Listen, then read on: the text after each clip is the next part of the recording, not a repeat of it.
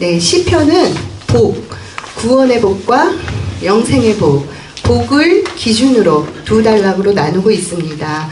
목사님께서 예전 강의 시간에 시편 같이 이제 이렇게 방대한 내용을, 그것도 시잖아요. 이것을 두 단락으로 나누는 것이 쉽지 않은 작업이었다 이렇게 말씀하시면서 두 단락으로 나눈 기준이 이 후반부의 시 33편, 여기 33편 3절 3-4만 말씀, 네, 33편 3절에 처음으로 등장하는 새 노래라는 표현이 있습니다. 그래서 새 노래를 기준으로 1단락, 2단락 이렇게 전반부, 후반부 나누셨고, 전반부는 구원이 발생하는 의미를 기록하면서 구원의 복은 그 복이 있는 사람이 구원의 복을 가진 자다 하는 내용이고요.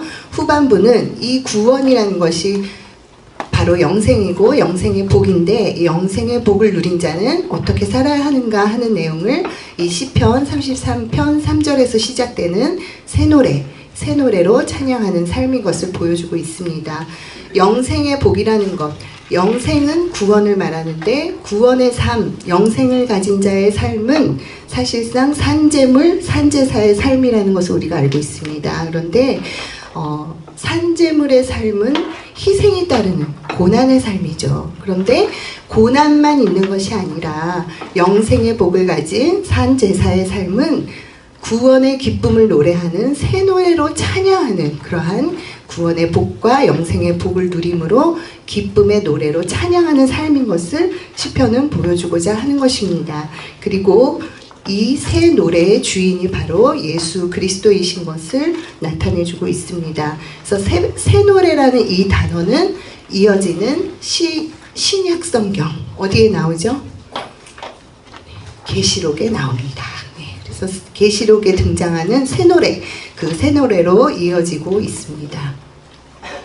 네, 시편은 모세 오경처럼 5권으로 구성이 되어 있죠. 그래서 1, 2, 3, 4, 5권으로 구성되어 있는 것이 마치 모세 오경의 5권과 유사성을 가지고 있다. 우리가 그렇게 봅니다. 그래서 모세 오경은 하나님 편에서 사람에게 자기 백성이 어떻게 살아야 되는지 보여주는 기준으로서 율법을 주신 것인데, 시편은 그 반대로 사람 편에서 그 율법에 대해 응답하는 모습, 바로 신앙생활 한 것을 기록한 체험서가 되는 것이죠.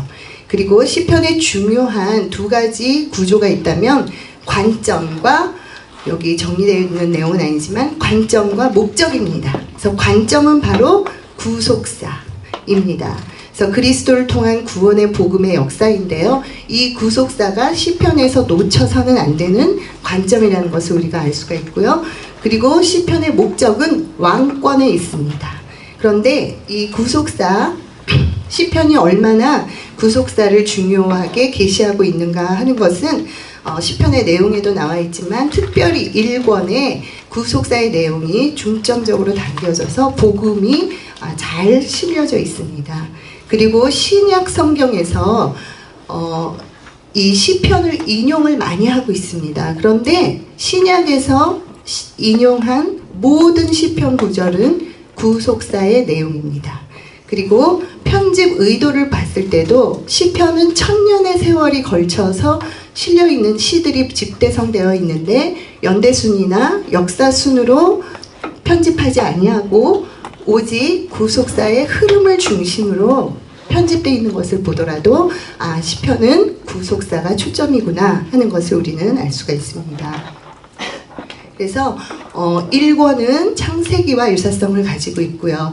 성경을 읽을 때 목사님께서는 독삼독의 원리 이 얘기 많이 하시는데 그 CTS 로마서 특강 다시 한번 들어보시면 거기에 잘 자세히 설명하고 계세요. 근데 성경을 읽을 때는 역사적인 구조와 내용적인 구조와 의미적인 구조를 살피면서 읽어야 합니다. 그래서 역사적인 배경은 1권의 배경은 핍박받는 다윗의 모습이고요. 이것을 통해서 예수 그리스도의 탄생과 부활, 십자가의 고난과 희생제물이 되신 예수님의 모습을 내용으로 싣고 있습니다. 그리고 그 내용에 대한 의미는, 궁극적인 의미는 다윗을 통한 예수 그리스도의 예표를 나타내는 것입니다. 성경의 이 시편의 절반 이상을 다윗이 기록했죠. 그것은 아까 시편의 목적이 왕권이라고 말씀드렸는데 예수 그리스도의 예표인 다윗의 생애를 통해서, 다윗의 이야기를 통해서 예수 그리스도를 조명하고 있는 것이 또한 시편의 이야기입니다. 그래서 누가복음 24장 44절에 예수님이 친히 이렇게 말씀하셨죠. 시편이 나를 가리켜 기록되고 있다. 이렇게 말씀하셨습니다. 그래서 2권은 출애굽기와 유사성을 가지고요. 역사적 배경은 다윗이 통치권을 갖는 시기이고요. 그 내용은 구원에 대한 언약과 의인의 고난을 싣고 있습니다. 그리고 그 의미는 그리스도의 고난을 예표하고 구원받은 성도의 예수 그리스도의 고난에 동참하는 것을 나타내주고 있습니다. 그리고 3권은 레위기와 유사성을 가지고 역사적인 배경은 예루살렘의 함락이고요. 그 내용은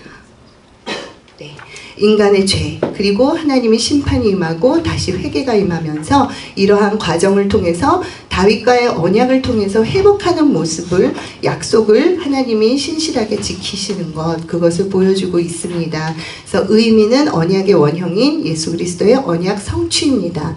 그래서 시편 3권 마지막 편 89편 35절에 의하면 하나님이 다윗하고 그 왕위를 끊이지 않게 하겠다 하는 언약을 하신 것에 대해서 하나님이 친히 나는 다윗에게 거짓말하지 않는다, 이렇게까지 확증하고 계십니다. 그래서 하나님은 이 예루살렘의 함락 또한 이러한 모든 심판이 회복과 그리고 하나님이 반드시 그 언약을 성취할 것을 전제로 진행되어져 간다는 것을 보여주고 있습니다.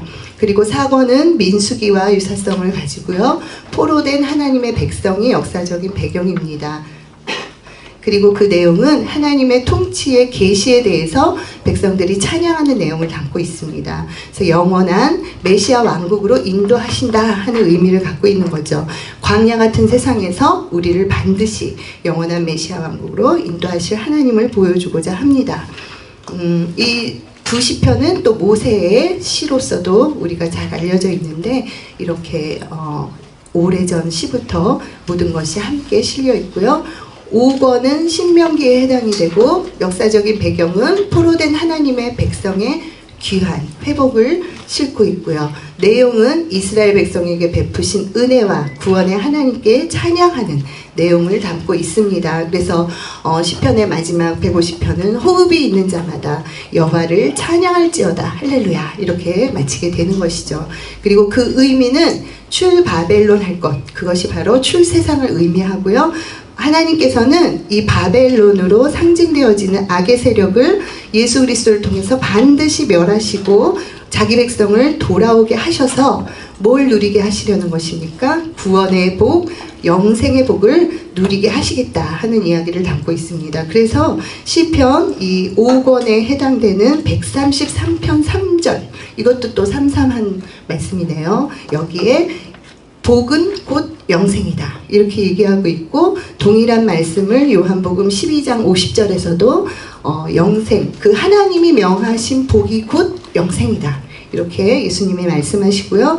또 요한복음 5장 39절에서는 유명한 아주 주요 구절이죠. 우리 예통에서도 많이 나오는 구절인데, 너희가 성경에서 영생을 얻는 줄 생각하고 연구하거니와 이 성경은 누구에 대해서 증거하고 있다? 나에 대해서, 예수님 자신에 대해서 증거하고 있다 하면서 그 성경의 영생은 곧 예수 그리스도라는 것을 이야기하고 있습니다. 네, 잠언을 들어가기 전에 시편과 잠언을 비교해서 보면요, 그 구조는 시편은 복에 있고요, 잠언은 지혜에 있습니다. 그래서 시편 1편에 보면 복 있는 자, 그리고 의인과 악인 이런 이야기가 나오는데, 복을 기준으로 의인과 악이 나누어져서 구원의 복이 있는 자가 의인이고 구원의 복이 없는 자가 악인인 것을 알 수가 있고요. 잠언은 그 나누는 기준, 주제가 지혜입니다. 그래서 지혜로운 자와 미련한 자, 바로 지혜가 있는 자가 의인이고 지혜가 없는 자, 미련한 자가 악인인 것을 잠언에서 얘기하고 있습니다. 그리고 구속사로는 시편에서는 다윗을 통한 그 그리스도의 복음을 나타내주고 있고요. 잠언은 솔로몬의 지혜를 통해서 그리스도의 복음을 보여주고 있습니다. 그러나 이 솔로몬의 지혜는 어디로부터 온 지혜입니까? 네, 하나님으로부터 온 지혜입니다. 그리고 주요 내용은 아까도 말씀드린 것처럼 시편은 구원의 복과 영생의 복으로 나눠서 볼 수가 있고, 새 노래로 찬양하라 하는 것이 결론이고요. 잠언은 지혜의 근본은 예수 그리스도이시고 지혜의 실천편 해가지고 두 가지 내용을 담고 있습니다. 그래서 시편과 잠언의 연결고리는 시편의 복, 이 복을 얻는 잠언의 지혜를 얘기하고 있는 것입니다. 네, 잠언서는 전반부에 지혜의 근본은 예수 그리스도다 하는 이야기, 후반부에는 지혜의 실천은 그리스도의 삶으로 나타난다 하는 걸 보여주면서 이사야서나 로마서와 동일한 구조로 전반부는 이론이고요, 후반부는 실천적인 내용에 대해서 이야기하고 있습니다. 네, 솔로몬의 지혜서인데요. 솔로몬이 인생론을 펼친, 오늘 이제 살펴보게 될 전도서에 의하면 사람의 본분은 여호와를 경외하는 것이다, 이렇게 말을 하고 있습니다. 그런데 여호와를 경외하려면 지혜의 근본이 있어야 한다는 것을 잠언에서 얘기해주고 있는 것입니다. 그래서 잠언은 이렇게 지혜를 의인화해서 길거리에서 부르고 노방전도를 하는 모습을 보여주죠. 그래서 의인화된 그 지혜를 통해서 예수 그리스도를 지혜의 근본이시다 하는 것을 묵시적으로 드러내고 있는 것이고요. 또 음녀라는 사단의 세력을 의인화해서 음녀가 홀인다 하는 것, 유혹한다는 것을 통해서 또 제시하고 있습니다. 그래서 복음이 있는 자가 복음의 삶을 살 수 있듯이 지혜가 있는 자가 지혜로운 삶을 살 수 있게 된다. 그런데 가장 지혜로운 삶은 어떤 삶인가 했더니 잠언의 마지막 장 결론치가 되죠. 바로 예수 그리스도의 현숙한 신부가 되어서 하나님을 경외하는 것이 가장 지혜로운 삶이다 하는 이야기로 결론을 내리고 있습니다. 그래서 이 잠언에서는 그리스도를 발견하는 것, 지혜의 근본이신 그리스도를 발견하는 것이 결론이고, 이것은 그런데 하나님의 은혜로 가능하다는 것을 또한 나타내고 있습니다. 그래서 잠언서에서는 이 생명이란 단어가 굉장히 많이 등장을 합니다. 모든 장마다 거의 등장을 하고, 제가 세어보니까 딱 8장에서만 생명이 안 나오고 나머지 장은 다 생명이 나옵니다. 근데 특히 또 생명길이라는 단어도 나오고요, 생명샘이라는 단어도 나오는데 더 주목해야 될 단어는 생명나무이죠. 생명나무라는 단어는 창세기, 잠언, 계시록 딱 요 3번 나옵니다. 그래서 하나님께서 열어주신 생명나무로 가는 길, 그것이 바로 예수 그리스도께로 가는 길이고요. 우리가 예수님을 발견하는 것이 생명나무의 길인 줄로 믿습니다. 마지막으로 잠언의 목적을 한번 보겠습니다. 잠언의 기록 목적은 생명을 얻게 하는 하나님의 지혜에 초점을 두게 하려는 것입니다.